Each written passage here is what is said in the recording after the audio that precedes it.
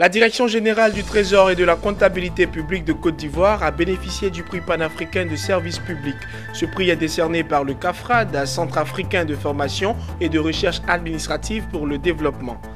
Plus de 200 agents ivoiriens du ministère de la Santé et de l'Hygiène publique ont été distingués pour leur contribution à l'amélioration du système de santé en Côte d'Ivoire. La suite dans ce journal.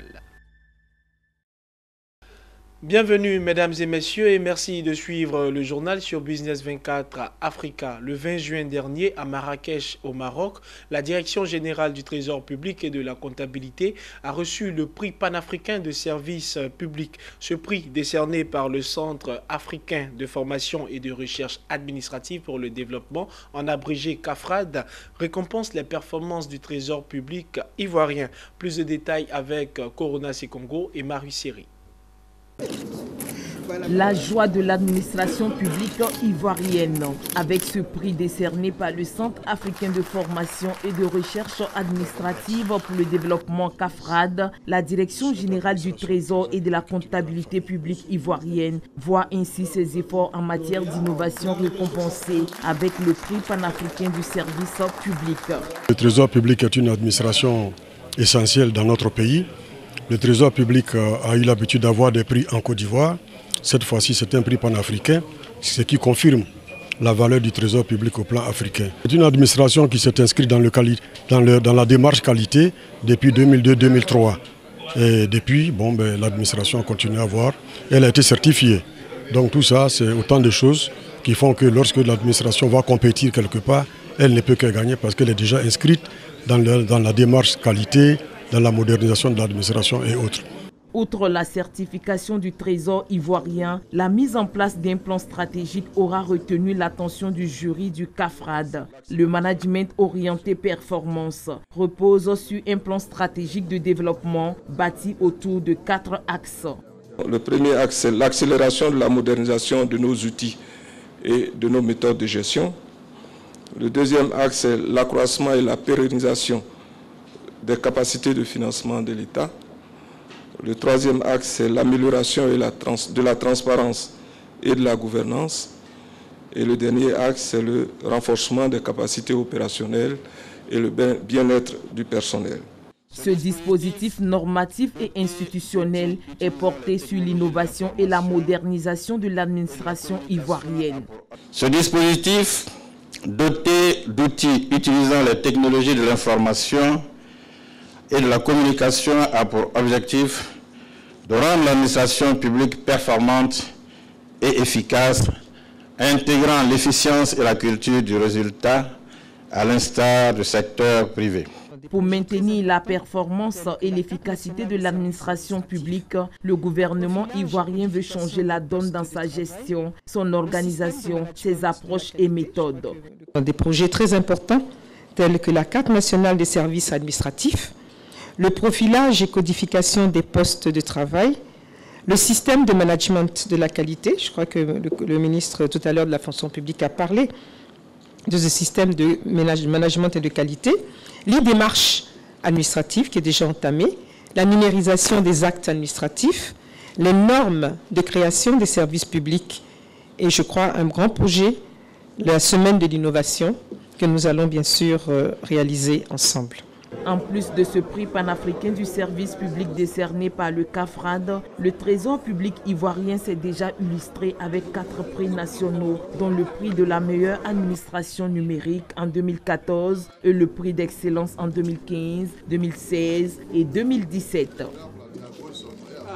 Toujours en Côte d'Ivoire, il s'est tenu le week-end dernier à Abidjan, dans la commune d'Abobo, la 6e édition de la campagne de sensibilisation contre l'hernie. Cette campagne est une initiative de l'ONG Vie et ce sont près de 820 malades qui ont bénéficié de cette action humanitaire. Ariane Touré et Richard Akeke. Ils ont opéré ma fille. Les mots me manquent, c'est parce qu'il a dit. Donc il lui dit merci. 820 malades, c'est le nombre de personnes opérées gratuitement dernier au cours de la 6e édition de la campagne de sensibilisation 2018, dénommée Action sociale pour Abobo, commune populaire du district autonome d'Abidjan. À l'initiative de l'ONG Vie, cette campagne s'inscrit dans le cadre des actions sociales menées par l'honorable Konetefour, député de la commune. Abobo est une commune pauvre, une commune qui a besoin que les autorités qui font la mise en œuvre de la politique publique puisse être transparente. Parce que c'est cette politique-là qui va permettre la formation et l'éducation, qui va permettre également l'amélioration de la santé, qui va permettre également l'amélioration du cadre de vie pour l'épanouissement et le développement social de chaque individu, de chaque citoyen de la commune. Action sociale pour Abobo est un projet qui a permis à de nombreuses personnes d'être soulagées de maux divers. Ils ont fait l'opération du début jusqu'à la fin, ils s'est occupé de tout. Après ça même, il s'est déplacé avec le président de ONGV pour aller nous rendre visite. Vraiment, on lui dit merci. Grâce à M. Tefou, en 2017, j'ai été opéré de la hernie. C'est grâce à ce monsieur-là. Je souffrais depuis longtemps de la sensibilisation de la hernie. Elle est très bonne, elle est la bienvenue. Voilà, je souhaiterais que tout le monde adhère. Il a fait un grand pas pour la santé, pour toute la jeunesse et pour les vieux même en particulier. Le président de l'ONG Vie s'est pour sa part félicité de l'engouement des populations autour des actions sociales parrainées par le député Konetefour. L'ONG La Vie exerce depuis 4 ans dans toute la Côte d'Ivoire, mais c'est la personne, c'est le fait que le député lui-même a mené des actions d'envergure à Abobo, sachant que la commune d'Abobo regorge beaucoup d'artisans. Il nous a sollicités et nous sommes venus pour le soutenir. L'ONG Vie n'est pas sa première action. Dans le domaine de la santé, plusieurs projets ont été mis en œuvre au bénéfice de la population d'Abobo. Il y a quelques mois, ce sont 150 personnes souffrant de la cataracte qui ont été opérées. En Côte d'Ivoire, ce sont plus de 200 agents du ministère de la Santé et de l'Hygiène publique qui ont été distingués dans l'ordre de la santé publique ce lundi à Abidjan pour leur abnégation au travail et leur contribution à l'amélioration de santé en Côte d'Ivoire. Ces agents ont reçu les insignes de commandeur, d'officier et de chevalier. Temps fort de cette cérémonie avec Hervé Blagnon et Richard Akeke. Le mérite à l'honneur dans le secteur de la santé. Ils sont médecins, pharmaciens, dentistes, infirmiers, agents administratifs du secteur de la santé. En tout, plus de 200 personnels de santé à être décorés par le ministre en charge de la santé. Au nom du président de la République et en vertu des pouvoirs qui me sont conférés, je vous fais chevalier dans l'ordre de la santé.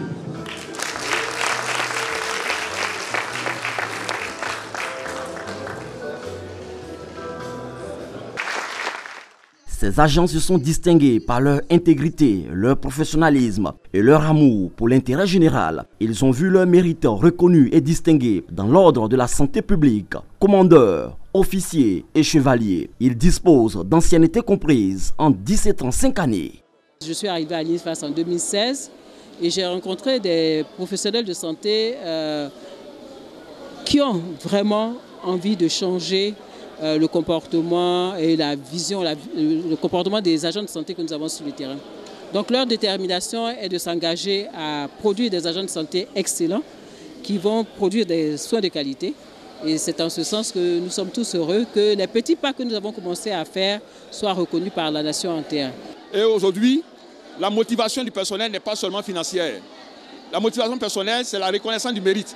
Si cette motivation du personnel est de façon maintenue, je pense que tout le monde au fin fond de la Côte d'Ivoire sera content d'être au moins médecin, d'être infirmier et nous serons beaucoup plus actifs et performants partout où nous sommes. Mais cette distinction ne fait que me réconforter pour au moins savoir que l'État de Côte d'Ivoire, le ministère de la Santé reconnaît les efforts que nous fournissons pour atteindre nos objectifs et surtout les résultats de faire en sorte que aucune femme ne meurt en couche, aucun enfant qui naît ne meurt et que tous les citoyens puissent bénéficier d'un bon état de santé. Le ministre de la Santé et de l'Hygiène publique, Dr Eugène Akaolé, a saisi cette rencontre de l'excellence pour inviter les récipiendaires à communiquer autour d'eux la ferveur de l'excellence. Les décorés que vous êtes, que vous serez tout à l'heure, ont été choisis, comme l'a dit tout à l'heure Madame la secrétaire du Conseil, pour avoir honoré vos fonctions respectives et pour les vertus professionnelles et morales que vous incarnez. L'engagement professionnel et personnel sans faille et le sens profond du service public et de l'intérêt général qui vous caractérise. De plus, vous avez pour la plupart été proposés par vos responsables en guise de reconnaissance pour le travail bien fait et pour l'ancienneté. Pour le ministre Akaolé, le secteur de la santé doit être productif pour que les populations aient confiance dans le système de prise en charge médicale, d'où son invitation à plus de conscience professionnelle du personnel de santé.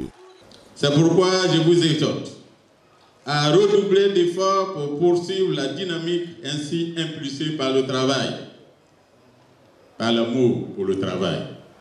Notre système de santé a besoin de personnel qualifié, consciencieux et travailleurs pour garantir à la population une bonne santé par des prestations de qualité. Prenez l'engagement avec moi de continuer à servir avec abnégation la population. Soyons donc dignes de la confiance placée en nous par les plus hautes autorités de notre pays. La cérémonie de distinction dans l'ordre de la santé publique est une institution du ministère en charge de la santé. La mise en place récente du Conseil de l'ordre de la santé publique devrait contribuer à sa régularité. Nous terminons cette édition avec l'information suivante. Réunis à Brazzaville pour le lancement de la 4e édition du Forum d'affaires Sultani Makutano, des entrepreneurs des deux rives du Congo ont plaidé le 15 septembre dernier pour la suppression des autorisations de sortie entre Kinshasa et Brazzaville. En effet, certains entrepreneurs se plaignent régulièrement des tracasseries et autres lenteurs administratives. Kinshasa et Brazzaville, deux capitales les plus rapprochées du monde, paraissent aussitôt éloignées lorsqu'il s'agit de commercer et de co-entreprendre. De retour à Kinshasa, les entrepreneurs du réseau Makutano se sont penchés le lundi dernier sur la question du local content, la nécessité pour les nationaux de se réapproprier l'économie du pays. Merci de nous avoir suivis. L'information continue sur Business 24 Africa.